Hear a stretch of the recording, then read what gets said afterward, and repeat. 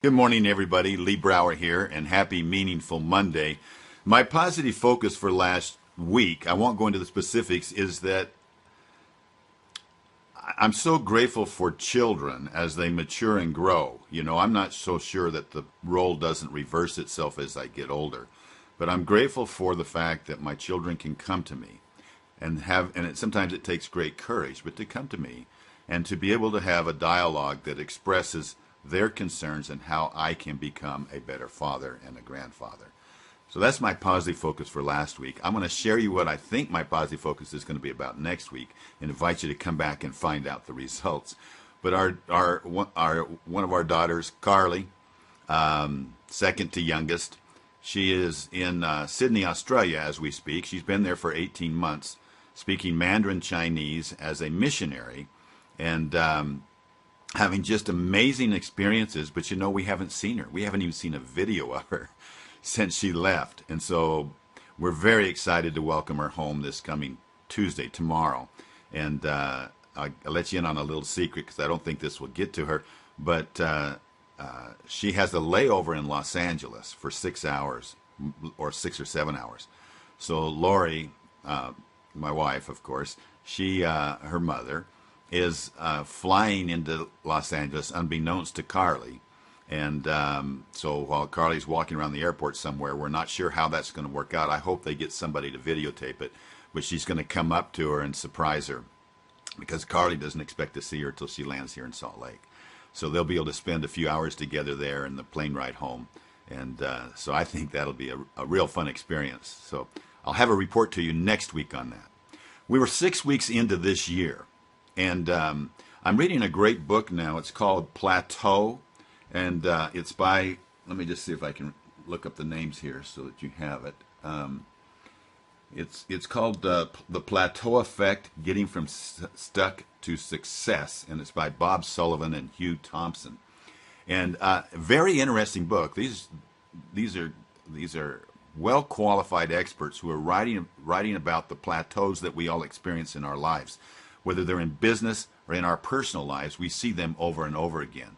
And a good example, if you watch there's a popular show out now called The Biggest Loser, where the contestants come in at severely overweight, and then they have these great trainers. They're under medical supervision, and they lose enormous amounts of weight over an extended period of time. But in those first weeks, it's so disappointing for them and everybody else because the first week they have such huge success, and then in the second or third week it plateaus. You can almost count on that second week it being almost no gain.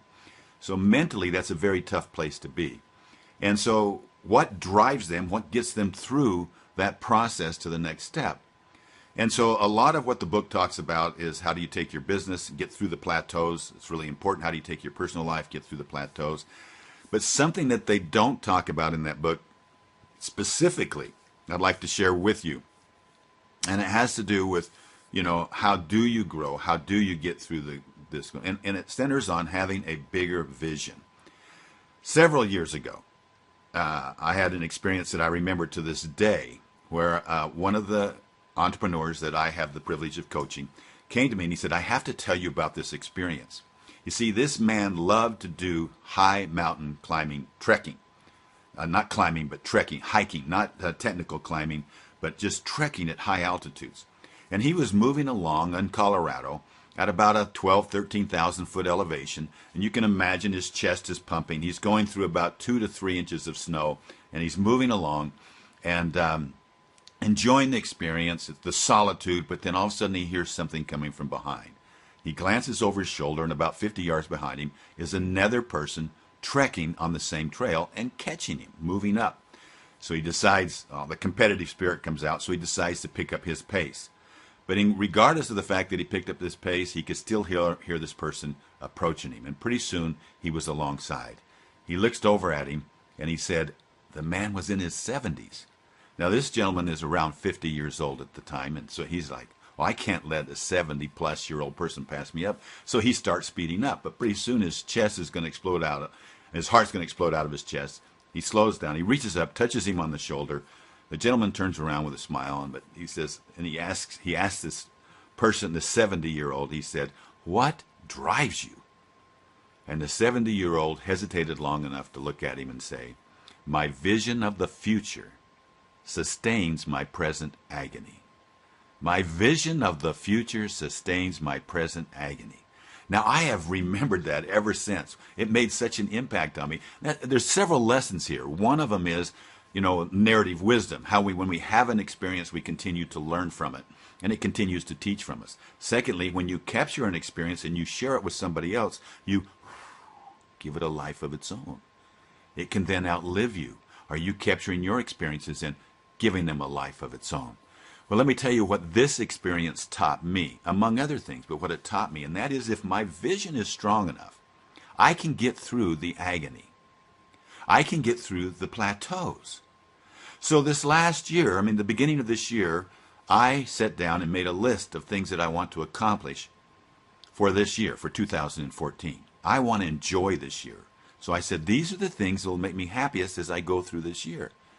Then what I did was I actually sent myself a videotape.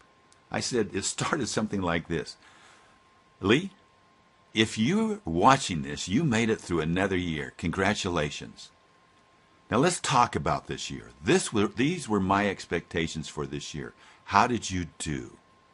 And then I went through the expectations.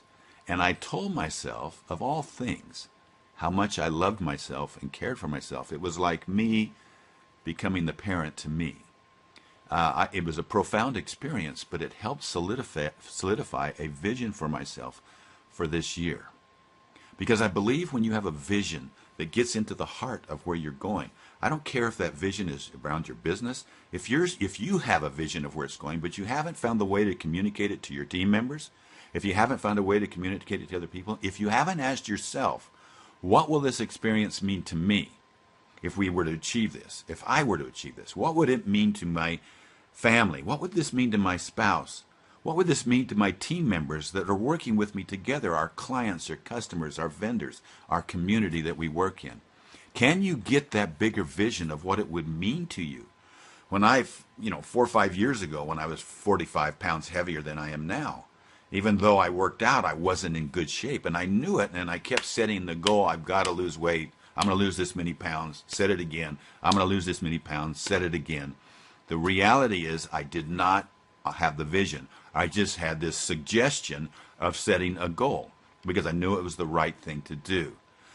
But once I got the vision and started asking, wait a second, who would I be if I lost this weight and got in shape and really felt fit? Who would I be? What effect would that have on me? What effect would that have on my spouse? What effect would that have on my confidence? What effect would that have in business? What effect would that have on my team members? What effect would that have on my customers, my clients? What about my grandchildren? That one really hit home. Because I had this vision of myself being able to run with my grandchildren, to throw them in the air and to have fun with them and to play with them. This is getting down into the heart of what it means. So as I hit plateaus this year, I go to my bigger vision and I ask myself one question. Lee, what's the smallest step that you can take today that'll keep you moving towards that vision? Don't worry about bringing the anchor into the boat. You don't have to bring the anchor into the boat every day. Just lift it an inch. Stay in motion with that vision and then celebrate it. Celebrate the fact. Celebration is an outward display of gratitude. So that's the 3 keys. Get the strong vision of what it would mean to you. Get it into your heart. Get it where it would feel. Then get into motion, even if it's the smallest step you can take. My motion is to put on my tennis shoes and do a push-up. I've never done just one push-up. I've always exceeded that so I can celebrate. I celebrate my progress, which gives me great emotion.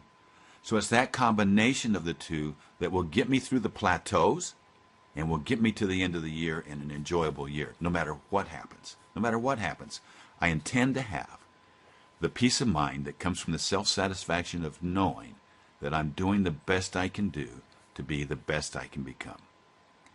Think about it for your week. What would it mean to you to achieve your vision of this year? Write it down. Maybe even send yourself a video. Thank you for spending this time with me. I look forward to sharing with you what happens next week at the airport in Los Angeles. And thank you for spending this time with me on Meaningful Mondays. It means a lot. Talk to you next week.